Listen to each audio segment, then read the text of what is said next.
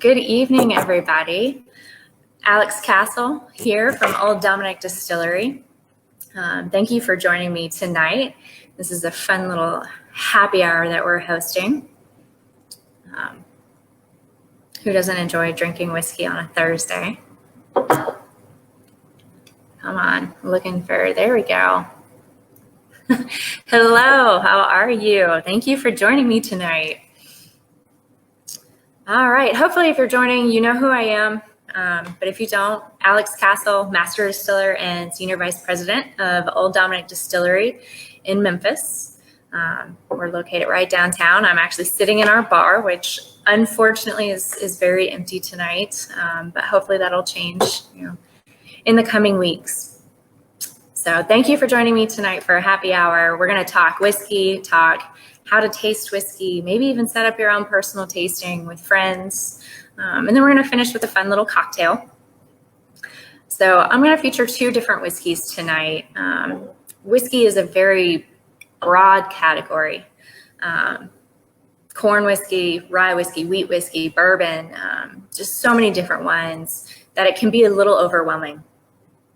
So basically, I'm going to focus on bourbon today. I've got our Tennessee whiskey, which is technically a bourbon. We just tend not to like putting bourbon on the label.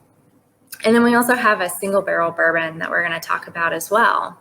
And I picked these two products because they both do fall into the category of bourbon, but they're also radically different products.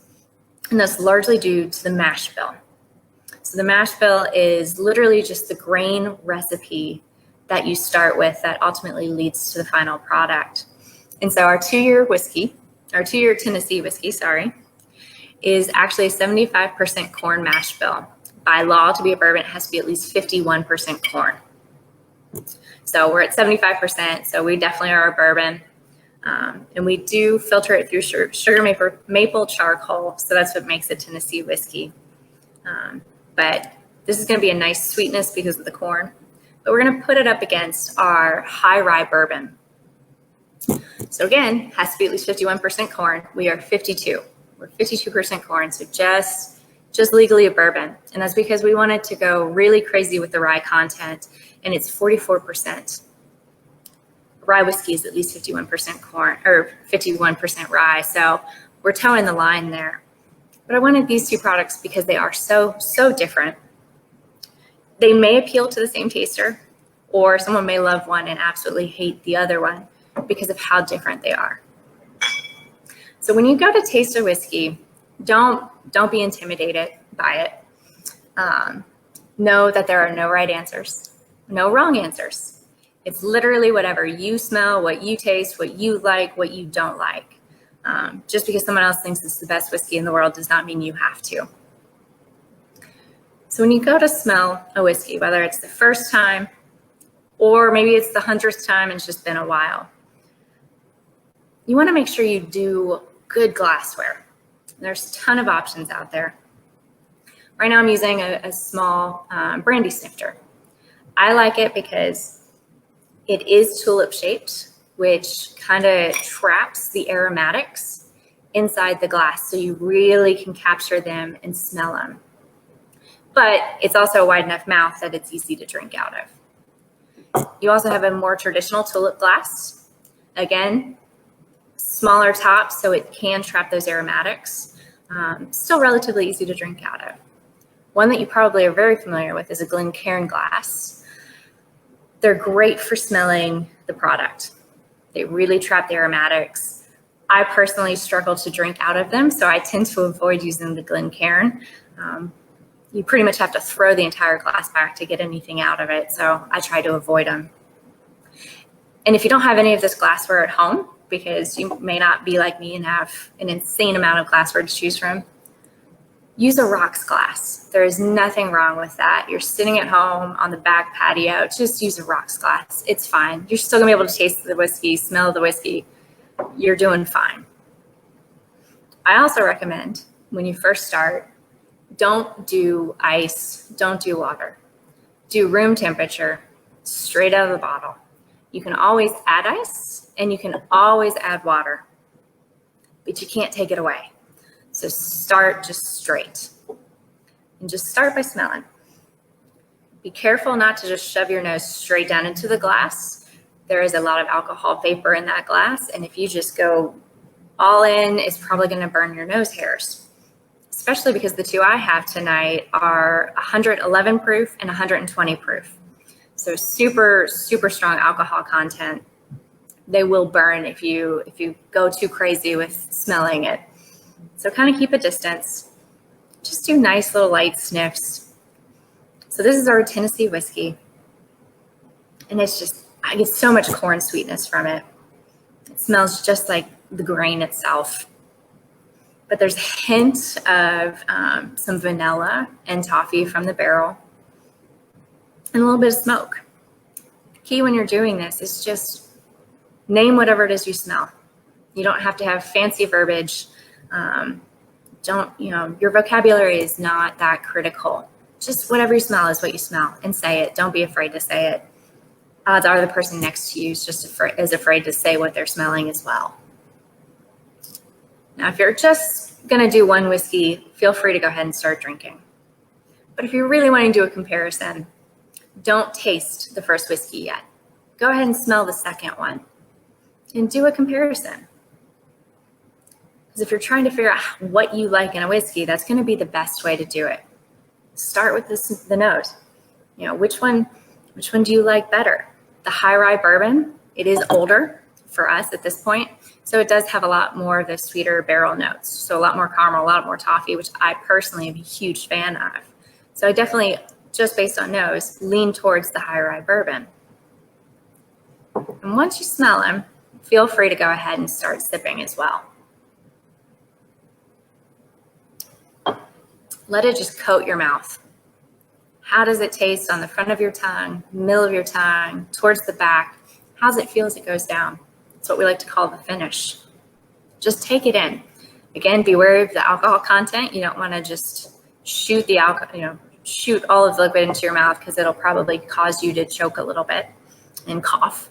And no one likes to look like that in the tasting. So do small tastings and just go back and forth between the two. See which one you like. And once you feel like you're in a good place with room temperature, feel free to add some cubes. I always like to do that next. I don't recommend using really, really large cubes up front. Use smaller cubes. It allows you to really regulate what it is you're tasting. And you can just continue to add more as you want to. And of course, as ice melts, you're also getting water into your whiskey, so it helps dilute it. And you should notice that it starts to open up.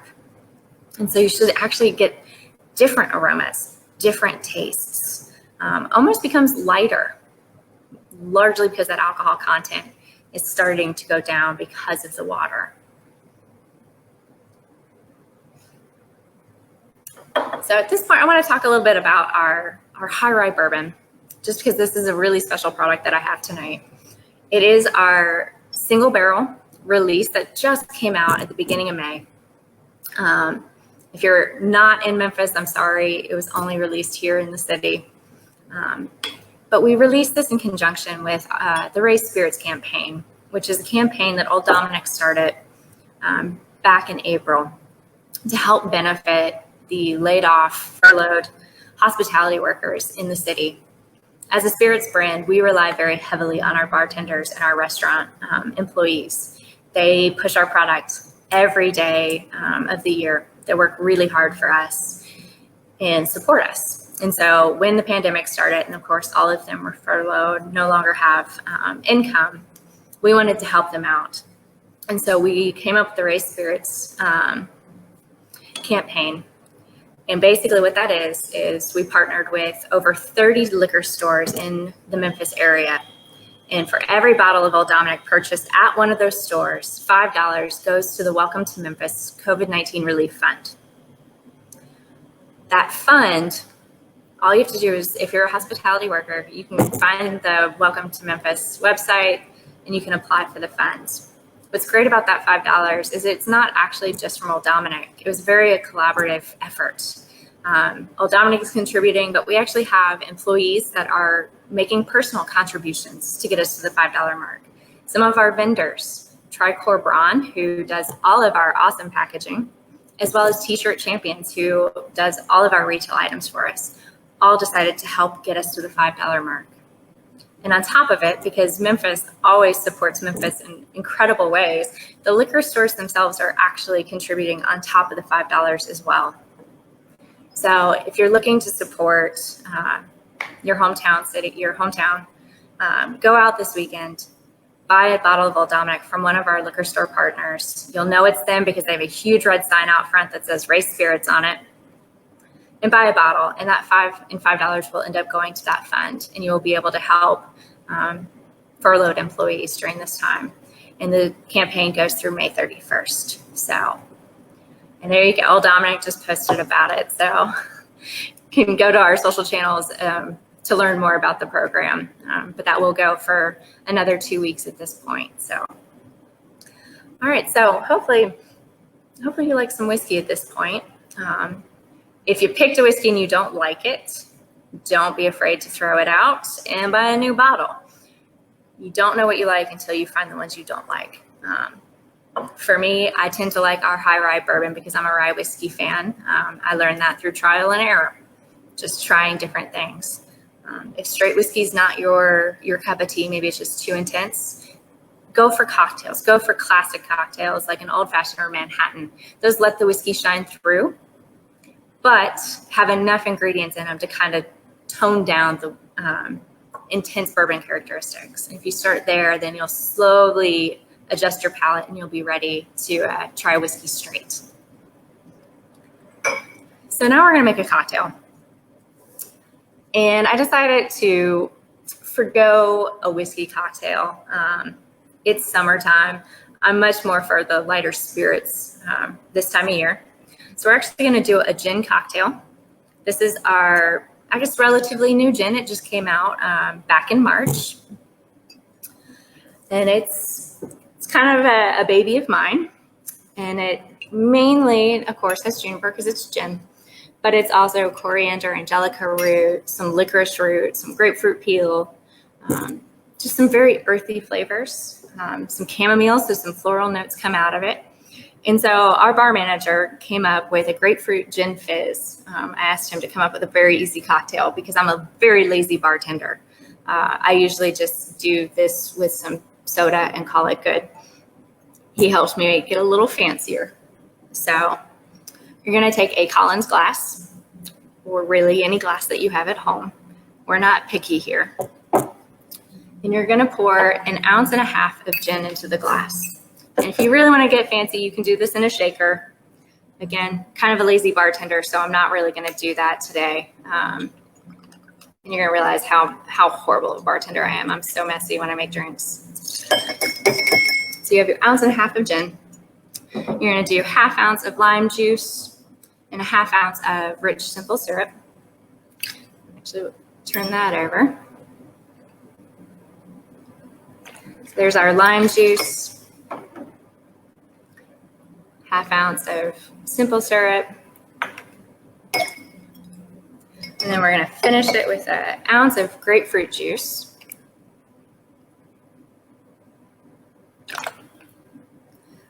And I always prefer fresh squeezed juice if you can do it. If not, you can always buy a bottle of it. Just make sure it's juice and not concentrate. That's a lot of extra sugar that you probably don't want in your drink. So then we're going to top this off with some ice. Run behind the bar to do this.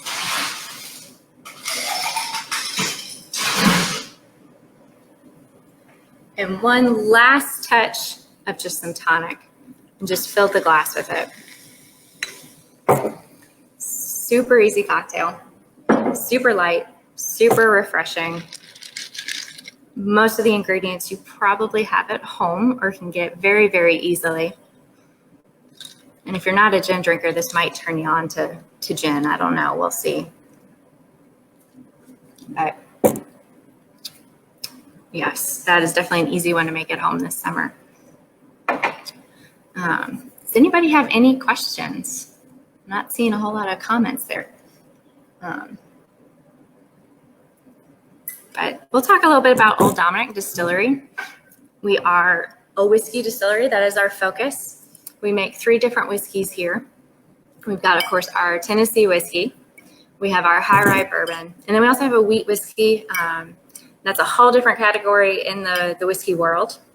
And that is actually 83% wheat. It's still aging, so it's not quite ready. But if you've been intimidated by the bold flavors of bourbon and rye whiskey, you might actually look into the wheat whiskey category. Wheats tend to be a little lighter, a little more approachable. So hopefully, always look in different categories if you're struggling with a whiskey. I see we've got a question about the flavor profile for the gin. So Joel, I spent the better part of a year in the lab, literally just making small 1-liter batches on a glass still. And it started with me just picking flavors I liked. I'm very much the mindset, why make something I don't want to drink? So I started with that. And realized I loved coriander. It has a really nice citrusy note when it's distilled. And so I really want to highlight that. And then also really loved what licorice root did. Not a licorice fan. I don't like black licorice, but licorice root is actually a very sweet, very natural tasting licorice. And then just tried to balance and complement those flavors. And that's where the angelica root and orris root came in, was just kind of further enhancing the earthy flavors. And then grapefruit and chamomile just to kind of offset it, give it a different type of sweetness. So it just literally was batch after batch until landing on one that I loved. And we actually released 2. We had 2 gins that we released back in 2018. We had what we now have, as well as another one, and welcomed feedback. And ultimately, the licorice root gin, as we call it, is the one that ended up winning. So that's a good question. The gin is one of my favorites because of how much work it took. Plus, the label is really, really beautiful. So, all right. Any other questions? I hope you guys are enjoying some cocktails since it is 5 o'clock on a Thursday. But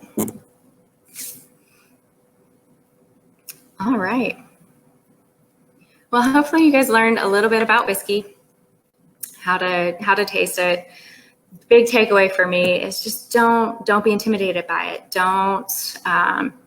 Don't be afraid to order one, not knowing what it's going to taste like. That's the whole point in buying a sample. Buy a bottle, share it with friends, talk about it. Just don't be afraid. Don't be afraid of it. It's a super fun category. A lot of really great products in that category. Yes, Megan, glass of fueling right now. Cheers to that. But it's a great category, and just, stick with it. All right. What causes the most flavor change between different whiskeys? So that's a very complicated answer. It definitely does start with the mash bill. Your grain selection, it makes a huge difference. Rye, if it's a really high rye content, you tend to get very, very spicy flavors that come through. Corn tends to give some really good sweet flavors. Wheat, like I said, typically is a little bit lighter, also sweet.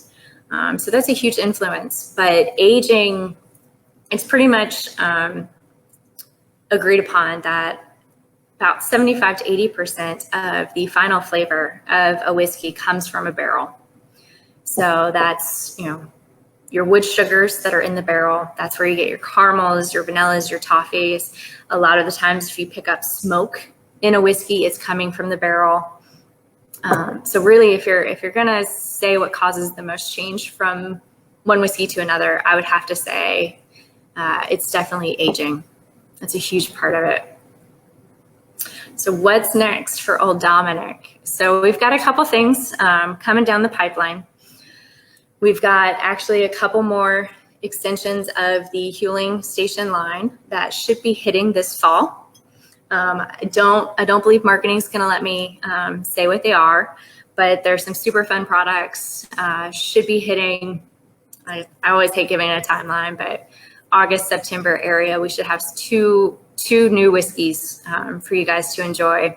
We also have an R&D line. If you live in Memphis, we have a distillery only product line, and we will have a new product when we do reopen. And it is a bourbon. So if you had our All the Cookies bourbon that we released earlier this year, this is kind of a sister to that product.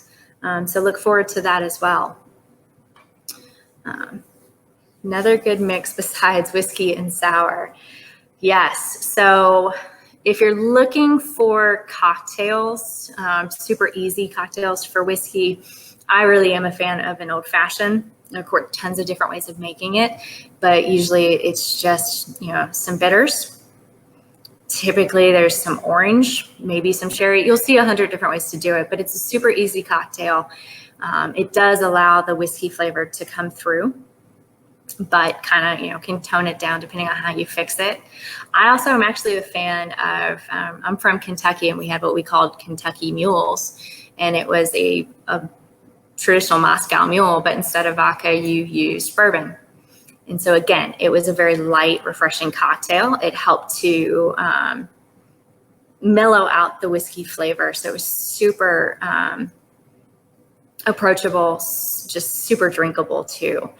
So I would actually try doing a bourbon mule, basically, or a whiskey mule. I think that's always a great drink.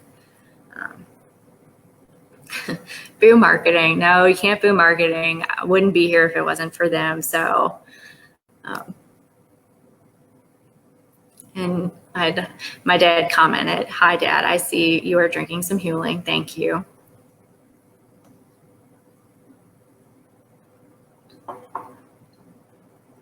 All right, so we're nearing the end of our happy hour.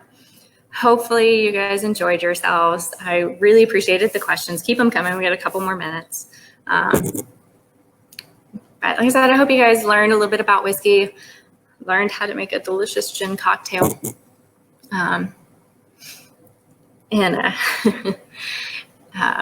Just hope you enjoy your Thursday evening. If you're in the Memphis area, whether you live here or will travel here when the dust settles, please stop by.